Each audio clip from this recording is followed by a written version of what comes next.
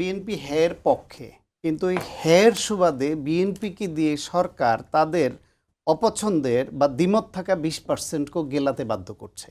BNP আপত্তি ছিল ওই জায়গাটা। কিন্তু যদি সেটা পাস যদি হয়ে আসে আপনি তখন যদি আপনি এই হেনা ভোটে এই 4টা ক্লোজ রেখে এইভাবে না করে প্রথমে যে প্রতিশ্রুতি সরকারের পক্ষ থেকে দেওয়া হয়েছিল যে সব দল যে অংশটুকুতে একমত হবে সেইটা গণভোটে বা ঐক্যমত্যে যাবে, বাকিটা এনসিপি অনেক সংস্কার চায়, বিএনপি অনেক সংস্কার চায়, জামাত অনেক সংস্কার চায়, যে যার ম্যানিফেস্টোতে দিয়ে বলতো যে বিএনপি এটা চায় না আমি এটা চাই, জামাত এটা চায় না আমি এটা চাই, বিএনপি বলতো জামাত এনসিপি এটা চায় না আমি এটা চাই। মানুষ ডিসাইড করতো, কমন যেটা সেটা এক জায়গায় রেখে আপনি দিতেন, তাহলে বিতর্কটাই উঠতো না। আপনি তো ওইখানে ট্রিকি পজিশন নিয়ে আপনি যেখানে দ্বিমত ছিল সেটাকে তাদের অনুমোদনহীনভাবে আপনি ঢুকিয়ে তাদেরকে গেলাতে বাধ্য করছেন। রাজনৈতিক দলকে এভাবে আপনি গেলাতে বাধ্য করার আপনি কে?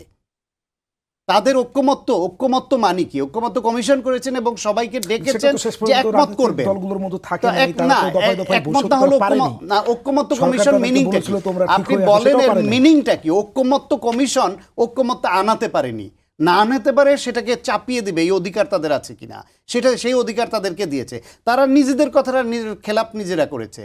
আর তারা যদি এরকম মনে করে এটা তাদের দায়িত্ব, তারা চায় দেশের স্বার্থে, তারা তো দেশের স্বার্থে তো এই প্রধান উপদেষ্টা তো বলছেন যে তার নিয়োগদাতা এই ছাত্ররা, তিনি তো বলছেন তার এই আন্দোলনের মাস্টার মাইন্ড একজন উপদেষ্টা, তিনি তো বলছেন, এখনো বলছেন যে এই তরুণদের মধ্যে তরুণরা এমপি হবে।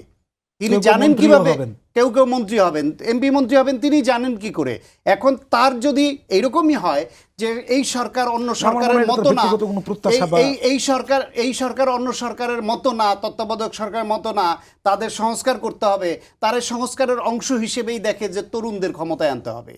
সুতরাং মির্জা আব্বাস কেন যে কেউ যদি এই সন্দেহ এখন পোষণ করে যে তাদের প্রতিটা পদক্ষেপের মধ্যে প্রকাশিত হচ্ছে ইঞ্জিনিয়ারিংয়ের মাধ্যমে তারা তাদের পছন্দের তরুণদের অথবা পছন্দের লোকদেরকে জিতিয়ে এনে মন্ত্রী বানানোর পজিশনে আনবে, সেই ধারণা কি অমূলক?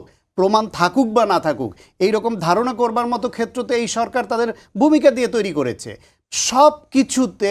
কিন্তু আমরা তো দেখি যে সরকার বিএনপির কথা বেশি শুনছে। বিএনপির কথা বেশি শুনছে কিসে? দেখেন, শুধু এনসিপি এবং জামাতের অভিযোগ ছাড়া আপনি নিজে বলেন একটা জায়গায় বিএনপির কথা বেশি শুনছে। নির্বাচনে প্রচারণা চালাতে গেলে বিভিন্ন জায়গায় বিভিন্ন গোষ্ঠী বিভিন্নভাবে বাধার সম্মুখীন হয়, যেখানে যারা একটু দুর্বল তারা বাধার সম্মুখীন বেশি হয়, এটা বাংলাদেশের রেওয়াজ। তার ব্যবস্থাও নিবে। এখন ব্যবস্থা নিলেও সে কতটুকুতে সন্তুষ্ট হবে, সন্তুষ্ট না হইলেই বলে দিবে। বিএনপি তো ব্যাপক অসন্তুষ্ট যে অন্যায়ভাবে তাদের প্রার্থীদের ক্যান্সেল করা হচ্ছে,